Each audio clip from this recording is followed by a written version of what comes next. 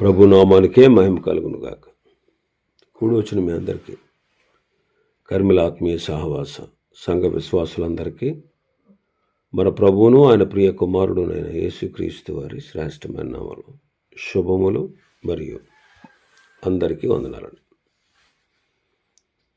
ఇర్మియా గ్రంథం 33వ అధ్యాయాన్ని మనం ధ్యానం చేసుకుంటాం. ఇర్మియా గ్రంథం 33. ఇందులో ముఖ్యమైన అంశం ఏంటంటే ఇశ్రాయేలీల యొక్క ప్రవర్తన దిద్దుబాటు. ఇశ్రాయేలీల యొక్క ప్రవర్తన దిద్దుబాటును గూర్చి దేవుడు చేసిన వాగ్దానాలు మనం చూడొచ్చు. గత దినం 2 వచనాలు మనం ధ్యానం చేసుకున్నాం. 3వ వచనం చదువుతాను. నాకు మొర్రపెట్టుము, నేను నీకు ఉత్తరం ఇచ్చేదను, నీవు గ్రహింపలేని గొప్ప సంగతులను, గూఢమైన సంగతులను నీకు తెలియజేయదు.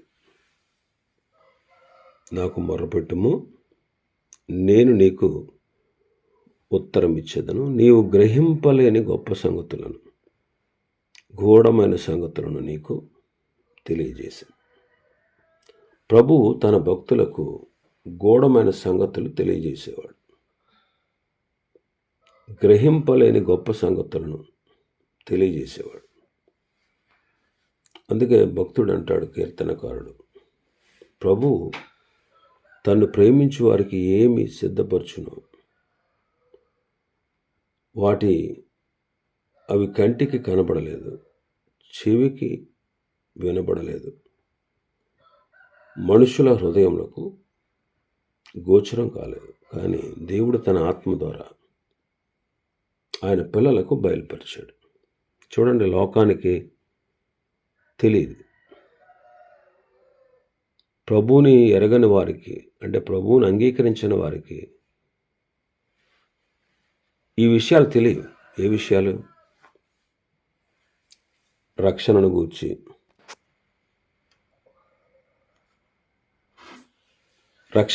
వారికి తెలియదు. పరలోకం గూర్చి, నరకాన్ని గూర్చి, నిజమైన దేవుని గూర్చి, సత్యంను గూర్చిన ఈ అనుభవం లోకానికి తెలియదు.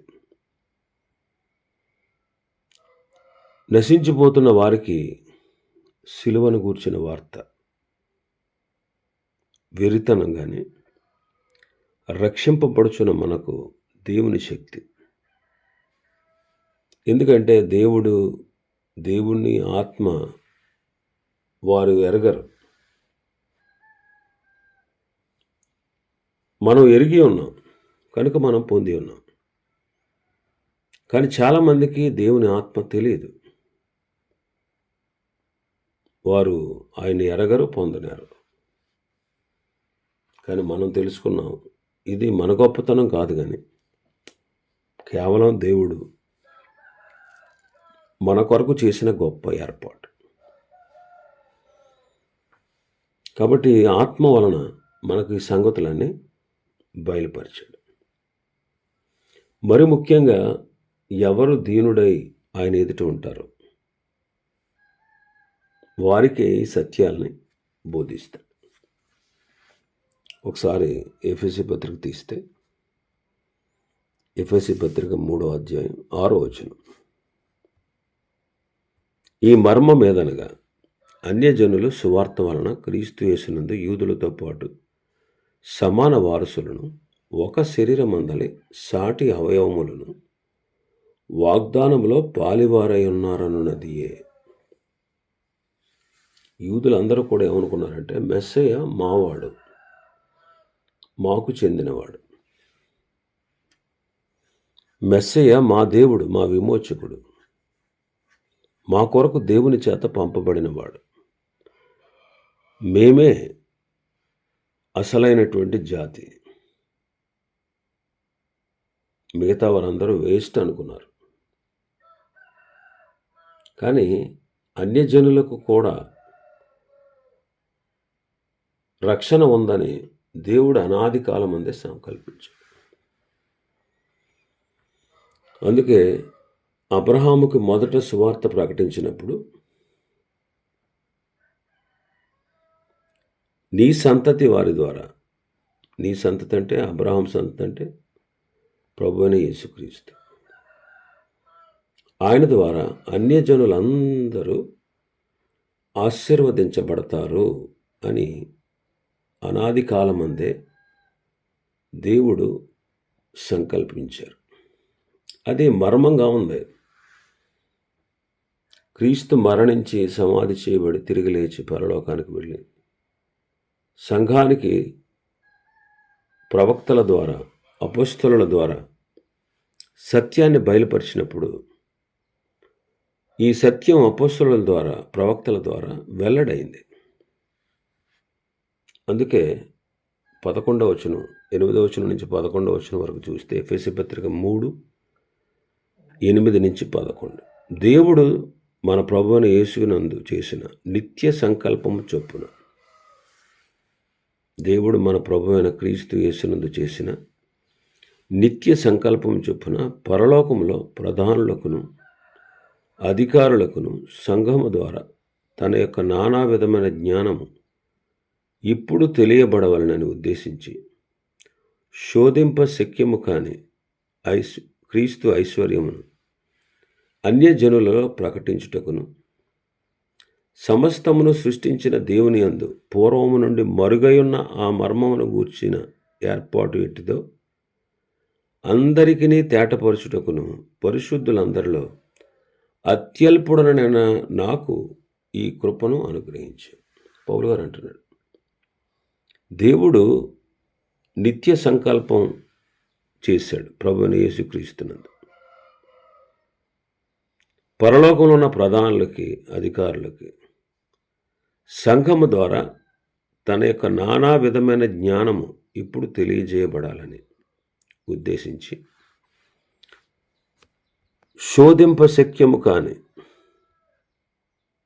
క్రీస్తు ఐశ్వర్యాన్ని అన్యజనుల్లో ప్రకటించడానికి సమస్తాన్ని సృష్టించిన దేవుని యందు పూర్వకాలము నుండి మరుగై ఉన్న ఆ మర్మమును గూర్చిన ఏర్పాటు ఎట్టిదో అందరికీ తేటపరచడానికి పరిశుద్ధులందరిలో అత్యల్పుడనైన నాకు ఈ కృపను అనుగ్రహించాడు. అందుకే చూడండి, అన్యజనులకు అపోస్తలుడు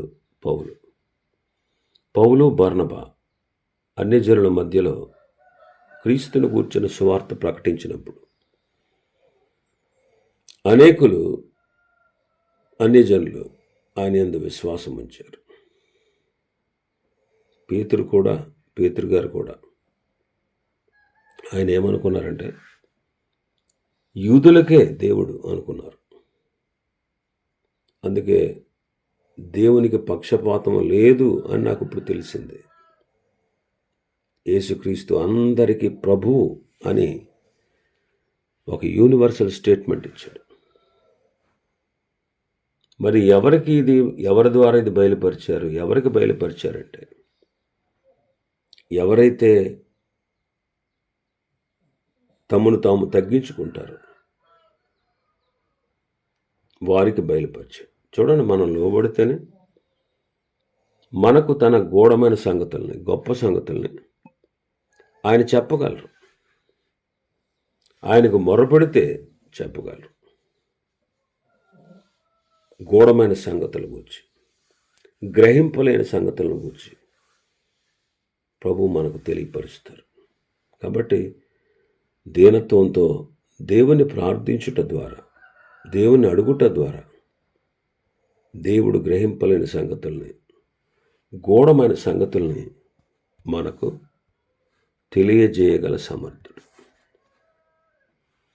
ఇంకా 4వ వచనం నుంచి 6వ వచనం వరకు మన భాగంలో చూస్తే, ముట్టడి దెబ్బల దెబ్బకును ఖడ్గమునకును పట్టణంలోని ఇండ్లని యోధారాజుల నగరులను శిథిలమైపోయాను కదా, వాటిని గూర్చి ఇశ్రాయేలు దేవుడు యెహోవా ఇలాగూ సెలవిచ్చుచున్నారు.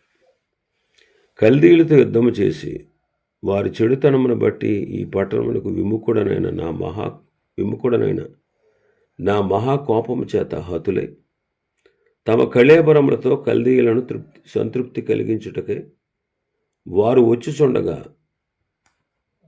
నేను దానికి ఆరోగ్యమును, స్వస్థతను మరల రప్పించుచున్నాను, వారిని స్వస్థపరచుచున్నాను. వారికి నిత్య సమాధానములను క్షమించాలి, వారికి సత్య సమాధానములను సమృద్ధిగా బయలుపరిచారు. కల్దీయులు వచ్చి ముట్టడి దెబ్బలు కట్టారు.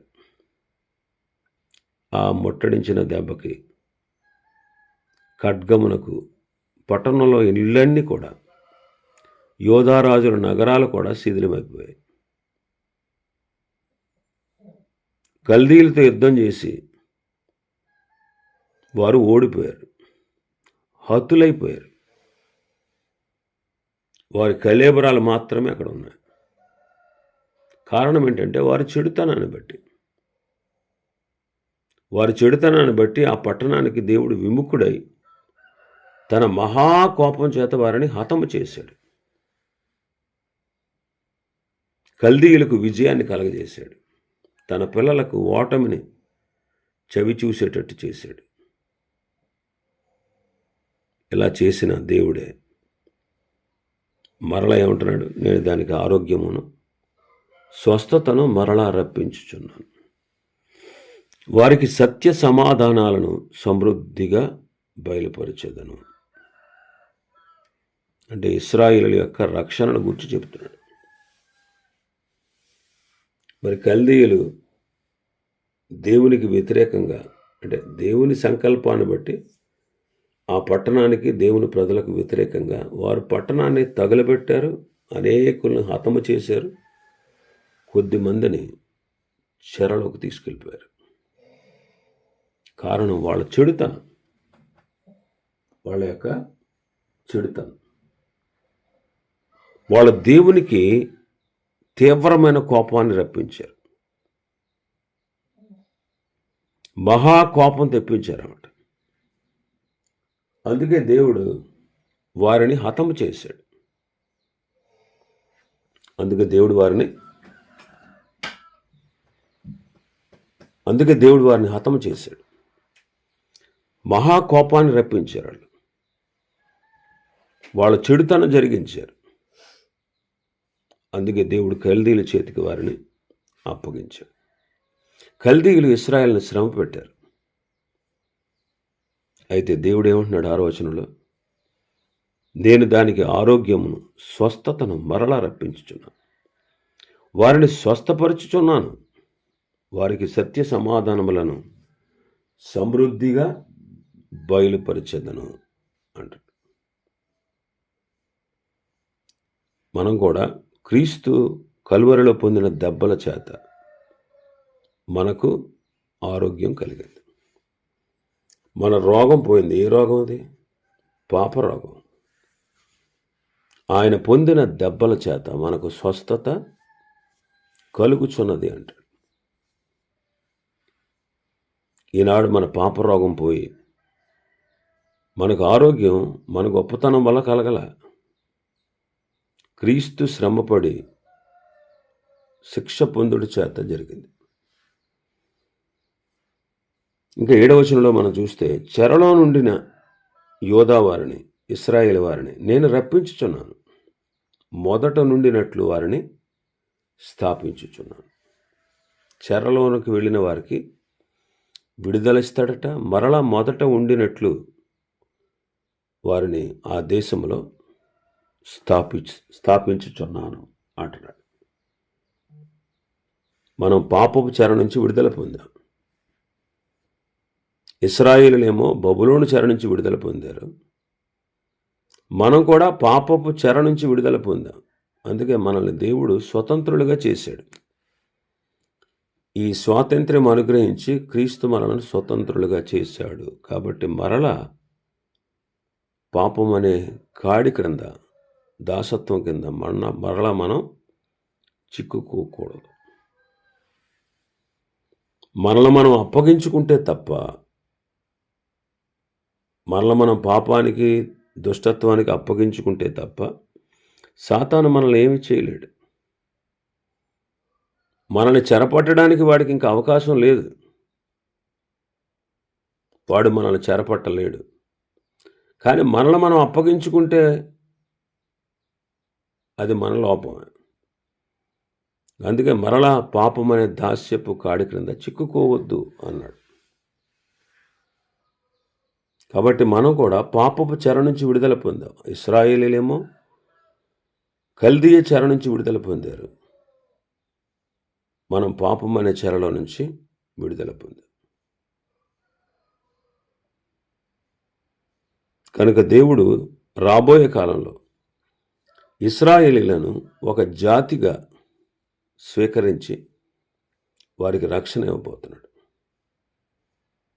అలాగే క్రీస్తు ప్రభు రెండవ రాకడలో మన భౌతిక శరీరం అనే ఈ చెర నుంచి కూడా మనల్ని విమోచింపబోతూ ఉన్నాడు. ఇదే క్రైస్తవ నిరీక్షణ.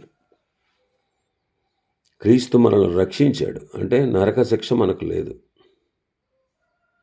విడిపిస్తున్నాడు. మరలా పాపములకు దాసులమై అయ్యేటట్లుగా సాతాను మనల్ని చెరపట్టలేడు. వాడంతటి వాడు మనల్ని చెరకు తీసుకువెళ్ళలేడు. కానీ మనల్ని మనం అప్పగించుకుంటే తప్ప వాడు మనల్ని చెరలోకి మళ్ళా పాపంలోనికి తీసుకెళ్లే ప్రసక్తే లేదు. కానీ ఏంటోనండి, ఆడు మాట వినేసామండి, సులువుగా పడిపోయామండి అని చాలామంది క్రైస్తవులు అబద్ధాలు చెప్తారు.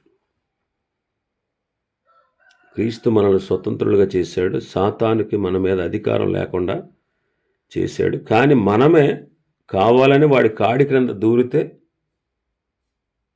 అది మన లోపమే కానీ దేవుని లోపం కాదు. ఇంకా మనం చూస్తే మనల్ని విమోచించబోతున్నాడు. అంటే ఈ దేహంలోంచి మనల్ని విమోచించి ఇక పాప శరీరం లేకుండా సాతాను అధికారం నుంచి, పాప శరీరపు ఆధీనం నుంచి దేవుడు మనల్ని విమోచించి దేహ విమోచన చేసి పాపము లేని పరలోకానికి మనల్ని తీసుకుని వెళ్ళబోతున్నాడు. ఇది క్రైస్తవ నిరీక్షణ.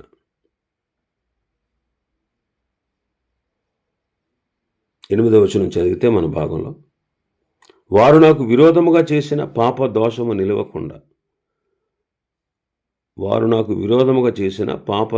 నిలవకుండా, వారిని పవిత్రపరుతును.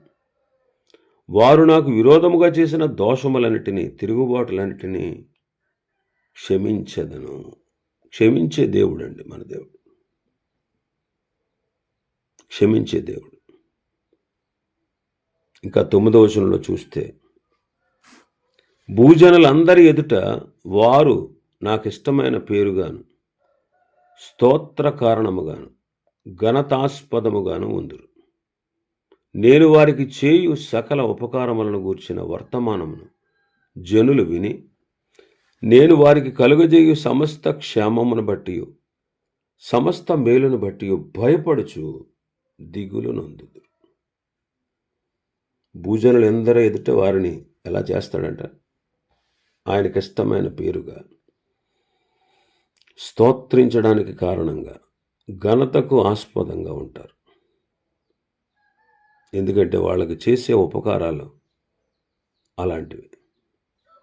వాళ్లకు దేవుడు చేసిన ఉపకారాలను గూర్చిన వర్తమానాన్ని జనులు విని, వారికి కలగజేసిన క్షేమాన్ని బట్టి, సమస్తమైన మేలును బట్టి భయపడుచు దిగులు నొందుదురు. ఈ లోకంలో మనం విచిత్రంగా ఉన్నాం.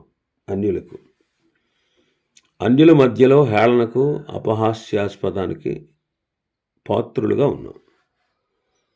కానీ రాబో కాలంలో విమోచన జరిగిన తర్వాత మనం తరతరాలు యుగాలు ప్రభుతో ఉండడం, సదాకాలం ఆయన సన్నిధిలో ఉండడం, క్షేమంగా ఉండడం, నెమ్మదిగా ఉండడం, మన తోటి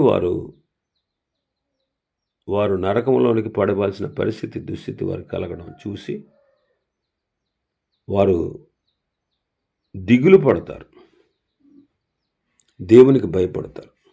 ఎందుకంటే దేవుడు మనకు చేయబోయేటువంటి ఉపకారాలు అంత గొప్ప. రక్షణ ఇచ్చాడండి, అది ఎంతో గొప్పది. ఎంత గొప్ప రక్షణను నిర్లక్ష్యం చేస్తే ఎలా తప్పించుకుంటావు అంటాడు. రక్షణ ఎంతో గొప్పది. మనకిచ్చిన విశ్వాసం అమూల్యమైనది, వెలకట్టలేనిది. రేపు మనకు ఇవ్వబోయే పరలోకం అది ఎంతో గొప్పది, ఎంతో సుందరమైనది. రేపు మనకి ఇవ్వబోయే విశ్రాంతి అది ఎంతో వర్ణనాతీతమైనది. అంటే ఈనాడు మనం క్రీస్తును కలిగి ఉండి క్షేమకరమైన స్థితిలో ఉన్నాం. మరి ఇవన్నీ ఆయన చేసిన ఉపకారాలు, పరలోక సంబంధమైనవి. ఆయన చేసిన ఉపకారాలు ఆత్మకు సంబంధించినవి, భౌతికమైనవి కాదు, లోక సంబంధమైనవి కాదు, పరలోకానికి సంబంధించినవి. గొప్ప ఉపకారాలు దేవుడు మనకు చేశాడు. రేపటి దినాన దేవుడు మనకిచ్చిన హోదా, ఔన్నత్యం, ఉన్నత స్థితి, పదవి, వారికంటే ఔన్నత్యమైన స్థితిని వాళ్ళు చూసినప్పుడు అర్రరే మేము వారి మాట వినలేకపోయామని దిగులు పడుతూ, దేవునికి భయపడుతూ, చివరికి అగ్ని గంధకాలతో మండుకుండంలో పాలు పొందుతారు. మనం మహిమలో ఉంటాం, క్రీస్తుతో ఉంటాం. మరి ఎంత గొప్ప ఆధిక్యత చూడండి. అది ఆయన చేసిన ఉపకారం, ఈ ఉపకారాలను గూర్చి వారు విని, వారి కన్నులారా చూచి అంచె దినమున దిగులు పడుతూ, భయపడుతూ, అరెరే ఆ మహోన్నతిని మేము కానలేకపోయామే, నమ్మలేకపోయామని దిగులు పడుస్తూ, ఏడుస్తూ, భయపడుతూ నరకానికి పోతారు. కాబట్టి దేవుడు మనకు కీర్తినివ్వబోతున్నాడు, ఘనతనివ్వబోతున్నాడు, ఆయనకి ఇష్టమైన బిడ్డలుగా చేయబోతున్నాడు. పరలోకంలో ఆయనతో పాటు కూర్చుండబెట్టబోతున్నాడు. అనేకమైన మేలులు, సమస్తమైన మేలులు అన్నాడు. అంటే ఈ మేలుల్లో ఏది కూడా కొదువలేదన్నమాట. ఇవన్నీ మనకు చేశాడు. గ్రహించిన మనం ఎంత ప్రేమామయుణ్ణి, ఎంత కృపగల దేవుణ్ణి ఆరాధించకుండా, స్తుతించకుండా, ప్రకటించకుండా ఎలా ఉండగలం? ఆయన ప్రేమను మనం అర్థం చేసుకున్నప్పుడు ఆయన స్తుతిస్తాం, ఆయన కొనియాడతాం, ఆయన పట్ల కృతజ్ఞత కలిగి ఉంటాం, మరింత ఎక్కువగా ఆయన్ని ప్రేమిస్తాం, మరింత ఎక్కువగా మనం ఆయన్ని ప్రేమిస్తాం, మరింత దగ్గర అవుతాం ఆయనకి. ఆయన్ని ప్రకటించే స్థితికి మనం చేరుకుంటాం. ఇంకా చాలా విషయాలు ఉన్నాయి. ప్రభు చిత్తమైతే రేపటి దినం మరికొన్ని విషయాలు మనం ధ్యానం చేసుకుందాం. దేవుడి వర్తమాన వాక్యాన్ని మన వినికిడిలో ఆశీర్వదించునుగాక. ఆమేన్. ప్రార్థన చేసుకుందాం.